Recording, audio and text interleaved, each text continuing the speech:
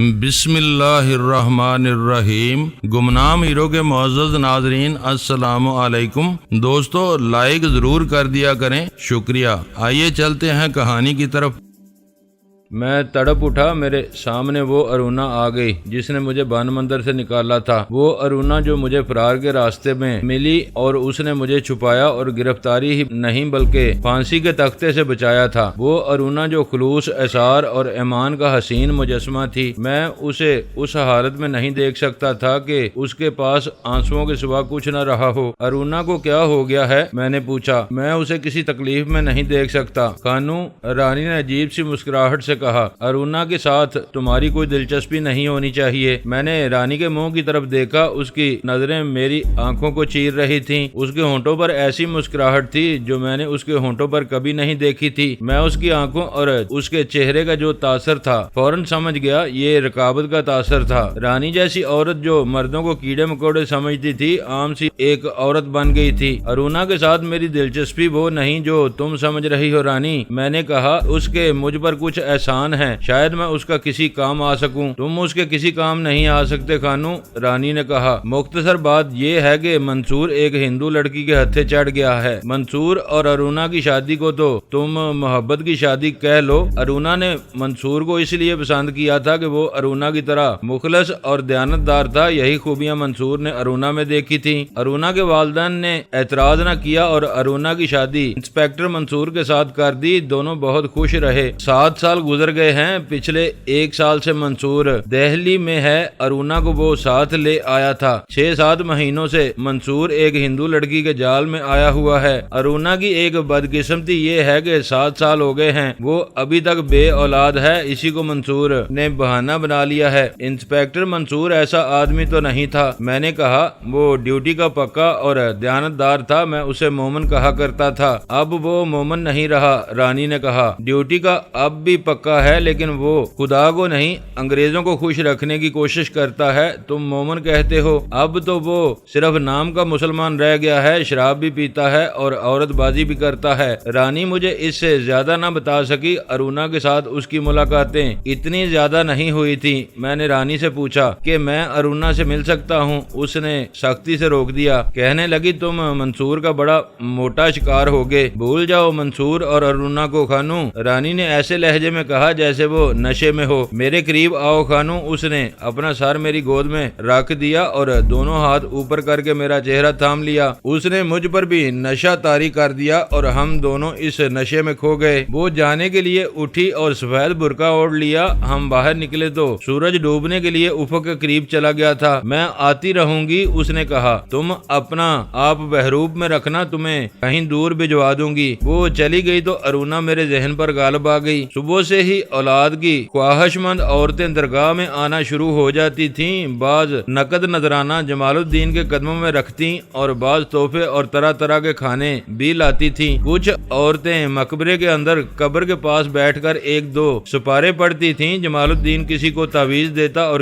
کسی کی آنکھوں میں پھونک مارتا تھا اور اس کی پسند کی کوئی عورت اس کے خاص کمرے میں بھی چلی جاتی اور میں یہ سب کچھ دیکھتا رہتا تھا، ابھی تک دیکھ رہا ہوں۔ علاقہ دیہاتی ہو یا شہری، ایسے مقبرے کھڑے ہیں۔ اولاد دینے والوں کے نام مختلف ہیں، ان کے حلیے مختلف ہیں، لیکن وہ سب جمال الدین ہیں۔ وہ مرتے رہتے ہیں لیکن جمال الدین ہر مقبرے کے سائے میں موجود رہتا ہے۔ گناہ گاروں کی باتیں کسی گناہ گار سے سنیں۔ میں ان مقبروں کا، ان حجروں اور مزاروں کا، خانقاہوں اور درگاہوں کا بھیدی ہوں۔ جمعرات کے روز جمال الدین کے کمرے میں، صحن میں اور مقبرے کے ارد گرد میلہ لگ جاتا تھا۔ مرد بھی آتے تھے لیکن عورتوں کی تعداد زیادہ ہوتی تھی۔ رات کو مقبرے کے اندر اور باہر اتنے دیے جلتے تھے جیسے مقبرہ جل رہا ہو۔ رانی کی ملاقات کے بعد جمعرات آئی تو سورج نکلتے ہی یکے اور تانگے آنے لگے۔ دلی سے آنے والی لاری پر آیا کرتے تھے جو درگاہ سے نصف میل دور رکتی اور سواریاں پیدل مقبرے تک پہنچتی تھیں۔ دلی سے پہلی لاری آئی جس میں سے 4-5 سواریاں اتر کر مقبرے کی طرف آتی دکھائی دیں۔ ان کے پیچھے پیچھے ایک عورت عورت آ رہی تھی۔ میں اس وقت مقبرے کے دروازے میں کھڑا تھا۔ میرا حال حلیہ فقیروں جیسا تھا۔ سر پر مصنوعی لمبے بال تھے جو کندھوں پر بکھرے ہوئے تھے، مونچھیں اور داڑھی قدرتی تھی۔ وہ عورت سیدھی مقبرے کی طرف آ رہی تھی، مجھ سے 3 قدم دور رہ گئی تو میں نے اسے پہچانا، وہ ارونا تھی۔ رانی نے بتایا تھا کہ ارونا کی شادی کو 7 سال ہو گئے ہیں اور وہ اولاد سے محروم ہے، اسی لیے منصور دوسری شادی کر رہا تھا۔ ارونا میرے پاس سے گزر کر مقبرے میں چلی گئی۔ میں اسے دیکھتا رہا۔ وہ قبر کے پہلو میں بیٹھ گئی اور دعا کے لیے ہاتھ اٹھائے۔ 2 عورتیں قبر کے سرہانے بیٹھی سپارے پڑھ رہی تھیں، 2 دعا مانگ کر قبر پر ہاتھ پھیر رہی تھی۔ میں ارونا کے چہرے پر نظریں جمائے ہوئے تھا۔ ارونا کے ہونٹ ہل رہے تھے، پھر اس کی آنکھوں سے آنسو بہنے لگے۔ مجھے 7 سال پہلے والی ارونا کا چہرہ یاد تھا۔ وہ بولا بالا برا برا شباب سے دہکتا ہوا چہرہ تھا۔ اخلاق کی پاکیزگی نے اس کے چہرے کو کچھ اور ہی نکھار دے رکھا تھا، مگر یہ چہرہ جس پر آنسو بہ رہے تھے ایک دکھیاری عورت کا چہرہ تھا، مرجھائے ہوئے پھول کی مانند۔ اگر رانی مجھے پہلے نہ بتا چکی ہوتی کہ ارونا دلی میں ہے، بے اولاد اور خاوند کی طرف سے دکھی ہے، تو میں اسے نہ پہچان سکتا۔ یہ سمجھ کر نگاہیں پھیر لیتا کہ اس عورت کی شکل و صورت ارونا سے ملتی جلتی ہے۔ ارونا پہلے اپنے منہ پر پھر قبر پر ہاتھ پھیر کر اٹھی اور باہر آ کر اس نے اپنے سینڈل پہنے جو وہ باہر اتار گئی تھی۔ اس نے مجھے دیکھا۔ میرے اور اس کے درمیان صرف 1 قدم کا فاصلہ تھا۔ اس نے پرس کھولا اور ایک اٹھنی نکال کر میری طرف کی۔ میں نے اٹھنی لے لی۔ اس وقت کے 8 آنے آج کے 10 روپوں کے برابر تھے۔ تم اس درگاہ میں مجاور ہوں بی بی جی؟ میں نے اس کی بات پوری کرتے ہوئے کہا۔ درگاہ کا خادم ہوں۔ بڑے شاہ صاحب کا دربار کدھر ہے؟ ارونا نے پوچھا۔ کیا کہتے ہیں انہیں، شاہ صاحب یا پیر صاحب یا وہ سب کچھ ہیں بی بی جی؟ میں نے پہلے کی طرح بدلے ہوئے لہجے میں کہا۔ اس دروازے میں چلی جائیں، باغیچے میں سے گزر کر بالکل سامنے والے کمرے میں داخل ہو جائیں۔ دروازہ 12-14 قدم دور تھا۔ وہ اداس ہاری ہوئی سی چال سے اس دروازے کی طرف چل پڑی۔ دروازے میں 2 آدمی ایک عورت کے ساتھ داخل ہو رہے تھے۔ وہ اندر گئے تو 2 عورتیں باہر آئیں۔ ارونا دروازے کے قریب پہنچ گئی۔ ارونا، میں نے اسے پکارا۔ اپنا نام سن کر وہ بدک گئی۔ اس نے ادھر ادھر دیکھا، اس نے میری طرف بھی دیکھا۔ اسے توقع نہیں تھی کہ اسے وہاں کوئی جانتا پہچانتا ہوگا۔ وہ پھر دروازے کی طرف چل پڑی۔ ارونا، میں نے اسے پھر پکارا اور اس کی طرف چل پڑا۔ وہ رک گئی اور پیچھے کو مڑی۔ اس کے غمزدہ چہرے پر اب حیرت تھی۔ میں نے اسے سر سے اشارہ کیا۔ وہ بڑی ہی آہستہ آہستہ میری طرف آئی۔ تمہیں میں نے آواز دی ہے ارونا؟ تم نے؟ وہ حیرت زدگی کے عالم میں میرے قریب آ کر رک رک کر بولی۔ تم نے آواز دی ہے؟ تمہیں میرا نام بہت پہلے سے معلوم ہے ارونا؟ میں نے کہا۔ ہماری پہلی ملاقات بنگال کے بن مندر میں ہوئی تھی، دوسری ملاقات بنگال کے اس چھوٹے سے ریلوے اسٹیشن پر۔ محمد خان؟ اس نے پہلے سے زیادہ حیران ہو کر پوچھا۔ اوہ، تم شاید محمد خان ہو؟ نہیں۔ ہاں ارونا، میں نے کہا، میں محمد خان ہوں، خانو ڈاکو۔ ارونا کے چہرے سے حیرت کا تاثر دھلنے لگا۔ اب تم ڈاکو نہیں ہو، اس نے روانی سے بولنا شروع کر دیا۔ اس درگاہ کا مجاور بن کر تم نے اپنے گناہ بخشوا لیے ہیں۔ تم مجھے اکثر یاد آیا کرتے تھے۔ کبھی کبھی میں دعا کیا کرتی تھی کہ تم پکڑے نہ جاؤ اور تم اللہ کے سیدھے راستے پر آ جاؤ۔ تم سیدھے راستے پر آ گئے ہو۔ یہ اللہ کی برگزیدہ درگاہ ہے، اس کی خدمت کرو۔ یہاں کب آئے تھے؟ یہ بعد میں بتاؤں گا۔ میں نے کہا، میں نے جس مقصد کے لیے تمہیں بلایا ہے پہلے وہ سن لو۔ اس دروازے میں داخل نہ ہونا، یہاں سے تمہیں کچھ نہیں ملے گا۔ کیا کہہ رہے ہو محمد خان؟ اس نے یوں پوچھا جیسے میں نے اسے گالی دے دی ہو۔ ایک بار پھر سن لو ارونا، میں نے کہا۔ اس دروازے کے اندر قدم نہ رکھنا، محمد خان باہر کھڑا ہے۔ اندر جاؤ گی تو تمہیں خانو ڈاکو ملے گا۔ کیا تم اس درگاہ کے مجاور نہیں ہو؟ ارونا نے پوچھا اور پریشان سی ہو کے بولی۔ مجھے بتاؤ محمد خان، میں کیا دیکھ رہی ہوں؟ میں تو یہ سمجھی ہوں کہ تم نے گناہوں اور جرائم سے توبہ کر لی ہے اور اس درگاہ کے مجاور بن گئے ہو۔ اگر ایسا ہی ہے تو میں خوش ہوں، میں بہت خوش ہوں محمد خان، لیکن تم مجھے اندر جانے سے کیوں روک رہے ہو؟ تھوڑی سی دیر کے لیے میرے ساتھ آ جاؤ ارونا، میں نے اسے کہا۔ قبرستان میں چلی چلو، 2-3 قبروں پر رک کر فاتحہ پڑھیں گے اور مجھے جو کچھ کہنا ہے کہتا رہوں گا۔ وہ حیران و پریشان میرے ساتھ چل پڑی۔ ہم قبرستان میں چلے جا رہے تھے۔ کبھی ہم کسی ایک قبر پر رکتے، فاتحہ پڑھتے اور چل پڑتے۔ مجھے یوں محسوس ہو رہا تھا جیسے میں نے ارونا کے ساتھ یہ باتیں نہ کی تو میں پاگل ہو جاؤں گا۔ میں اسے بتانا نہیں چاہتا تھا کہ اس کے متعلق رانی مجھے بہت کچھ بتا گئی ہے۔ اپنی بات شروع کرنے سے پہلے میں نے اس سے پوچھا کہ اس کا خاوند کون ہے اور وہ کیسا ہے۔ تم اسے جانتے ہو؟ ارونا نے کہا، میرا خاوند انسپیکٹر منصور ہے، وہ دلی میں اسپیشل برانچ میں ہے اور اس کا تعلق انٹیلیجنس کے ساتھ ہے۔ میں نے بناوٹی حیرت کا اظہار کیا اور کہا، پھر تو مجھے احتیاط سے بات کرنی پڑے گی۔ تم اسے ضرور بتاؤ گی کہ تم نے مجھے دیکھا ہے، وہ ڈیوٹی کا بڑا سخت اور دیانتدار آدمی ہے، وہ مجھے گرفتار کر لے گا۔ تم جانتی ہو میرے جرائم کی سزا کیا ہے؟ جانتی ہوں محمد خان، ارونا نے کہا، لیکن تم یہ نہیں جانتے کہ منصور وہ منصور نہیں رہا جسے میں نے دل و جان سے چاہا تھا۔ میں کہا کرتی تھی کہ مجھ جیسی اچھی ازدواجی زندگی کس کی ہوگی۔ میرے جاننے والے میری خوش نصیبی کو رشک کی نظروں سے دیکھا کرتے تھے۔ معلوم نہیں کس کی نظر بد لگی کہ 6 مہینوں سے میری اور منصور کی آپس میں بول چال بھی بند ہے۔ تم میرے ساتھ نڈار ہو کر بات کرو محمد خان، میں اسے کچھ نہیں بتاؤں گی۔ میں یہاں چوری چھپے آئی ہوں۔ منصور اپنی ڈیوٹی کے سلسلے میں جلندر گیا ہوا ہے، 2-3 روز بعد آئے گا۔ میں پہلے تمہاری سنوں گی پھر اپنی سناؤں گی۔ میرا جرم یہ ہے کہ میں نے ابھی بچہ نہیں جنا۔ اس درگاہ کی بہت شہرت سنی تھی لیکن یہاں آنے کا موقع نہیں ملتا تھا۔ اب منصور جلندر چلا گیا ہے تو میں آ گئی ہوں، مگر تم کہتے ہو کہ یہاں کچھ بھی نہیں۔ ہاں ارونا، میں نے کہا، یہاں اگر کچھ ہے تو فریب اور جرم ہے۔ میں اس درگاہ کی خدمت کرنے نہیں آیا، میں نے یہاں پناہ لے رکھی ہے۔ میں فقیر نہیں، یہ میرا بہروب ہے اور پیر بن کر جو اندر بیٹھا ہے وہ جرائم پیشہ آدمی ہے۔ اس کے چیلے چانٹے اس کے گروہ کے آدمی ہیں۔ ارونا، اس درگاہ سے جس عورت کو اولاد ملتی ہے وہ اس کے خاوند کی اولاد نہیں ہوتی۔ میں نے اسے بڑے صاف الفاظ میں بتایا کہ یہاں کیا ہوتا ہے۔ میں نے رانی کا ذکر نہ کیا اور اسے یہ بھی نہ بتایا کہ میں میرٹھ میں جاسوسوں کے گروہ میں شامل ہو گیا تھا۔ مجھے اولاد چاہیے، ارونا نے کہا، مجھے ایک بچہ چاہیے، خدا سے مانگو ارونا، میں نے کہا، مردے کسی عورت کی کوکھ میں جان نہیں ڈال سکتے۔ محمد خان، مجھے بچہ چاہیے، ارونا نے ایسے لہجے میں کہا جس میں احتجاج، غم اور غصہ تھا۔ کیا تم مجھے بچہ نہیں دے سکتے؟ دے سکتے ہو، میں بچہ پیدا کر کے منصور سے کہوں گی کہ یہ لو بچہ، یہ تمہارا بچہ ہے۔ ارونا، میں نے حیرت زدہ لہجے میں کہا، کیا بکواس کر رہی ہو؟ کیا اپنے خاوند کو تم دھوکہ دو گی؟ ہاں محمد خان، اس نے کہا، میں اسے دھوکہ دوں گی، میں تمہارا بچہ پیدا کروں گی۔ رانی مجھے بتا چکی تھی کہ منصور ایک ہندو لڑکی کے عشق میں گرفتار ہے اور ارونا کو اس جرم کی سزا دینا چاہتا ہے کہ اس نے ابھی تک بچہ نہیں جنا۔ کیا منصور نے تمہیں اس قدر پریشان کر رکھا ہے؟ میں نے پوچھا۔ میں تمہیں اپنی محبت اور شادی کی کہانی سناتی ہوں، اس نے کہا۔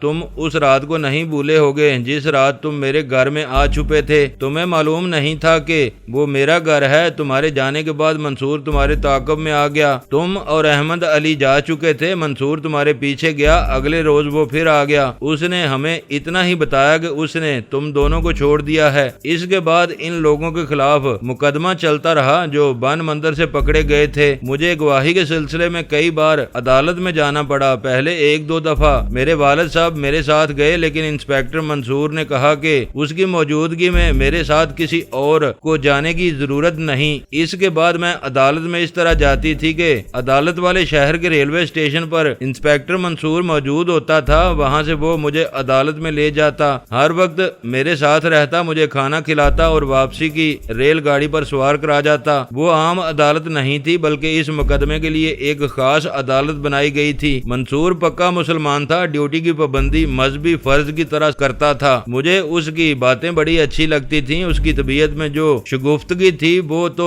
مجھے بہت ہی اچھی لگتی تھی۔ اس کے ساتھ میری بے تکلفی پیدا ہو گئی، جیسے ہم بہت عرصے سے ایک دوسرے کو جانتے ہوں۔ عمر میں وہ مجھ سے 9-10 سال بڑا تھا لیکن اس کا انداز اور اس کی باتیں ایسی تھیں کہ میں اسے ہمجولی سمجھنے لگی۔ میں نے عمر کے اتنے زیادہ فرق کو کبھی بھی محسوس نہ کیا۔ ایک روز میں نے اسے کہا کہ میں عدالت کے ان چکروں سے تنگ آ گئی ہوں۔ میں نے یہ اس لیے کہا تھا کہ مجھے بلا لیا جاتا تھا لیکن سارا دن فارغ بٹھا کر مجھے واپس بھیج دیا جاتا تھا۔ میں نے منصور سے کہا کہ ایک بار میری گواہی ہو گئی ہے تو پھر مجھے بار بار کیوں بلایا جاتا ہے؟ منصور نے آہ بھر کر کہا، سچ بات بتا دوں ارونا، عدالت کو تمہاری ضرورت نہیں، میں تمہاری ضرورت محسوس کرتا ہوں۔ تمہیں اگر برا لگے تو معاف کر دینا ارونا، میں اب تمہارے بغیر رہ نہیں سکتا۔ میں چونک تو اٹھی لیکن منصور نے جو بات کہہ دی تھی وہ میرے دل کی بات تھی، وہ مرد تھا، اس نے یہ بات کہہ دی۔ میں کہہ چکی ہوں کہ یہ شخص مجھے بہت اچھا لگتا تھا۔ میں اسے کوئی جواب نہ دے سکی، لیکن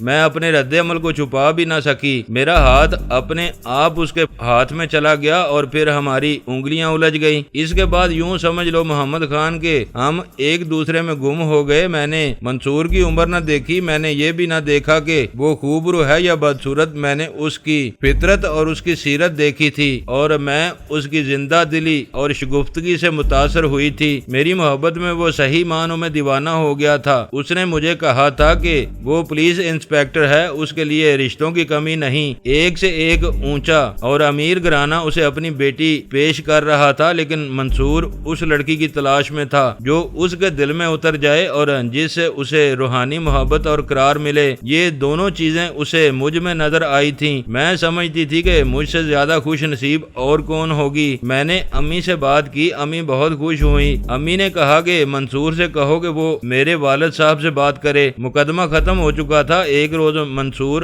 ہمارے ہاں آیا تو میں نے اسے کہا کہ وہ والد صاحب کے ساتھ بات کرے۔ اس نے اسی وقت میرے والد صاحب سے میرا رشتہ مانگا۔ والد صاحب نے ہاں کر دی۔ پھر ایک مہینے کے اندر اندر ہم میاں بیوی بن گئے۔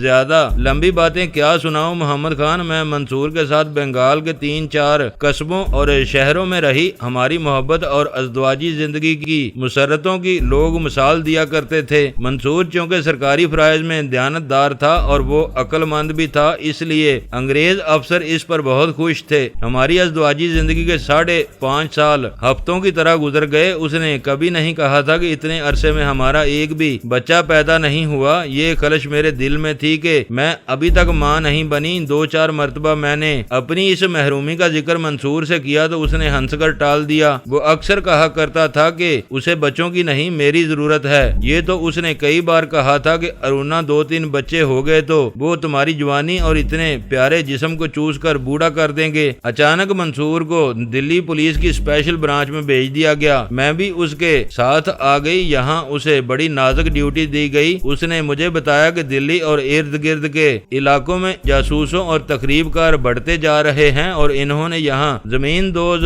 اڈے بنا لیے ہیں۔ ان میں ایک تو دوسرے ملکوں کے جاسوس ہیں، دوسرے ہندوستان کے لوگ ہیں جو تخریب کار اور تباہ کار ہیں۔ منصور کو ان ہندوستانی گروہوں اور افراد کی سراغر ثانی پر لگایا گیا۔ اس شعبے میں وردی کی بجائے اسے سویلین کپڑے پہنائے گئے۔ اسے اجازت حاصل ہے کہ وہ بڑے سے بڑے افسروں کی محفلوں میں بغیر اطلاع جا سکتا ہے۔ سرکاری دعوتوں اور پارٹیوں میں اس کا جانا ضروری ہوتا ہے۔ میں پردہ نہیں کرتی تھی۔ کبھی کبھی وہ مجھے بھی کسی پارٹی یا محفل میں اپنے ساتھ لے جاتا تھا۔ بسا اوقات وہ پھٹے پرانے کپڑے پہن کر اپنا بیس اور حلیہ بدل کر جایا کرتا تھا۔ ان پارٹیوں میں بڑی خوبصورت اور فیشن پرست عورتیں بھی آتی تھیں۔ میں ان کی طرح آزاد خیال بلکہ بے حیا نہ ہو سکی۔ ان پارٹیوں سے میرا دل اکتا گیا اور میں نے منصور سے کہا کہ اتنی آزادی اور بے حیائی مجھے پسند نہیں۔ منصور نے میری یہ بات پسند کی اور کہنے لگا کہ آئندہ تم میرے ساتھ نہ جایا کرو۔ کچھ دنوں بعد مجھے پتا چلا کہ منصور چاہتا ہی یہی تھا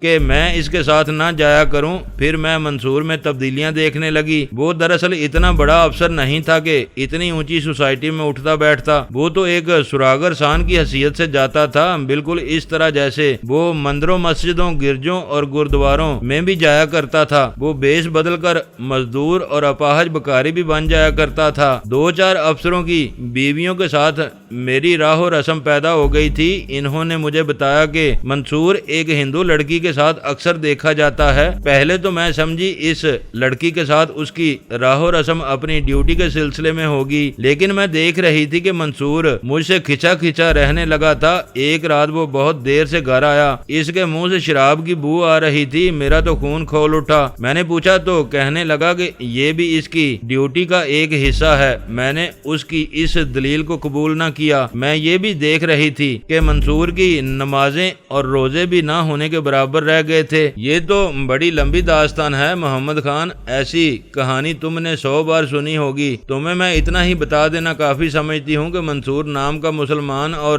میرا برائے نام خاوند رہ گیا ہے۔ وہ گھر آتا تو یوں لگتا جیسے گھر میں نہیں۔ مجھے مصدقہ اطلاعیں مل گئیں کہ کوئی بڑی خوبصورت ہندو لڑکی ہے جس نے میرے خاوند کو نہ دنیا کا رہنے دیا ہے نہ دین کا۔ میں نے اسے محبت کے واسطے دیے۔ اس کے جواب میں اس نے مجھ پر یہ الزام عائد کیا کہ میں بانجھ ہوں اور میں بچہ پیدا نہیں کر سکتی۔ اس نے بڑی ڈٹائی سے مجھے بتایا کہ وہ ایک ہندو لڑکی کو مسلمان کر کے اس کے ساتھ شادی کرے گا۔ تم شاید اندازہ کر سکتے ہوگے کہ میرے دل کا کیسا برا حال ہوا ہوگا۔ منصور کا رویہ دن بدن بیگانوں جیسا نہیں بلکہ دشمنوں جیسا ہوتا گیا، لیکن میں اپنی محبت سے دستبردار نہ ہو سکی۔ میں نے اسے کہا کہ میں کسی لیڈی ڈاکٹر سے اپنا معائنہ کراتی ہوں اور وہ کسی ڈاکٹر سے اپنا معائنہ کروائے۔ اگر ہم دونوں میں سے کسی میں نقص ہے تو اس کا علاج کرا لیں گے۔ میرے اس مشورے پر وہ بگڑ گیا، کہنے لگا کہ وہ مکمل مرد ہے، اس میں کوئی نقص نہیں ہو سکتا۔ میں چپ ہو گئی۔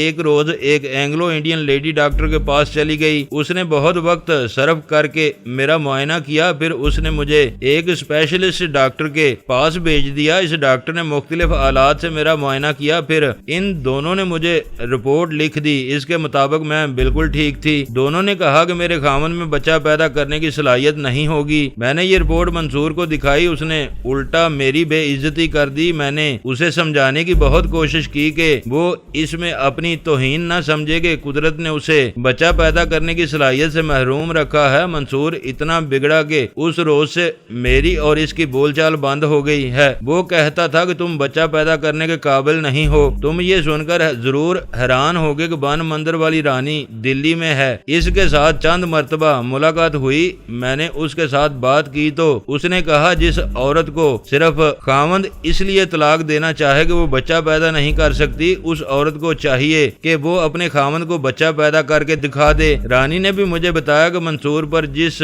ہندو لڑکی کا جادو چل گیا ہے وہ بہت ہی خوبصورت لڑکی ہے اور بہت چلاک بھی ہے۔ مختصر یہ کہ رانی میری کوئی مدد نہ کر سکی۔ میں کئی دنوں سے اس درگاہ کے متعلق سن رہی تھی۔ میرا دل خدا کے سوا کسی دنیاوی سہارے کو قبول نہیں کرتا تھا، لیکن انسان اپنے جذبات کا غلام ہوتا ہے۔ میں اپنی محبت کا گلا نہ گھونٹ سکی۔ 8-10 دن ہوئے میں نے پہلی بار منصور کو اس لڑکی کے ساتھ دیکھا۔ میرے سینے میں آگ تو لگی رہتی تھی، لیکن اس روز میرے دماغ میں شعلہ بھڑکا۔ رقابت نے مجھے اندھا کر دیا۔ کسی دوسری لڑکی کے ساتھ منصور کو دیکھ کر میرے دل میں اس کی نفرت پیدا ہو جانی چاہیے تھی، لیکن مجھے وہ وقت یاد آ گیا جب میں شادی سے پہلے اسی طرح منصور کے ہاتھ میں ہاتھ ڈال کر کسی تنہا گوشے میں بیٹھا کرتی تھی۔ میرے دل میں ایک ارادہ تڑپا۔ اب میں عقل سے نہیں سوچ رہی تھی، مجھ پر اب رقابت اور اپنے محبت اسیب کی طرح غالب آ گئی تھی۔ آج یہی اسیب مجھے اس درگاہ میں لے آیا ہے۔ میں اسے تنکے کا سہارا یا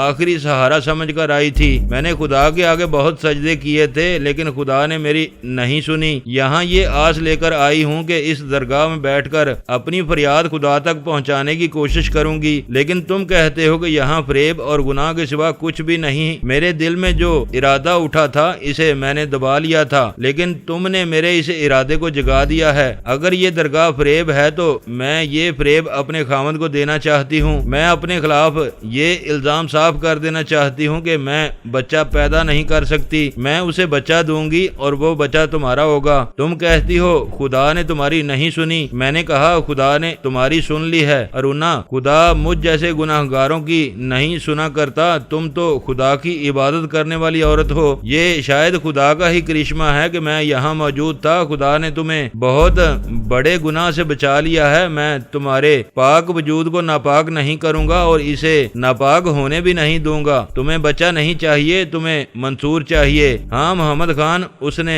لپک کر میرا چہرہ اپنے دونوں ہاتھوں میں تھامتے ہوئے کہا، تم ٹھیک کہتے ہو، مجھے منصور چاہیے، مجھے اپنی محبت چاہیے۔ میں گنوار اور گناہگار ہوں۔ میں نے کہا میری بات میں تم اتنا وزن محسوس نہیں کرو گی، لیکن میری بات کو ٹال نہ جانا، جاؤ اور خدا کو یاد کرو۔ ارونا نے رونا جو شروع کیا تو روتی ہی چلی گئی اور میں اس سوچ میں غرق ہو گیا کہ اس کی کیا مدد کر سکتا ہوں۔ میں تمہارے ساتھ زبانی ہمدردی نہیں کروں گا ارونا۔ میں نے کہا مجھے بتاؤ میں تمہاری مدد کس طرح کروں؟ تم مفرور مجرم میری کیا مدد کر سکتے ہو؟ ارونا نے کہا میں تمہیں کسی خطرے میں نہیں ڈالنا چاہتی۔ تم منصور کے سامنے جاؤ گے تو وہ تمہیں اسی وقت وقت گرفتار کر کے پھانسی کے تختے پر کھڑا کر دے گا۔ کبھی کبھی خیال آتا ہے ارونا کہ میں موت سے جو بچتا ہی چلا جا رہا ہوں، اس کا مطلب یہ ہو سکتا ہے کہ خدا مجھے کسی ایک نیکی کے لیے زندہ رکھنا چاہتا ہے۔ دوستو ویڈیو کو لائک ضرور کر دیا کریں۔ ISI پاک آرمی زندہ باد، پاکستان پائندہ باد۔ معزز ناظرین، اپنا خیال رکھیے گا اور اپنے اس چینل کا بھی شکریہ۔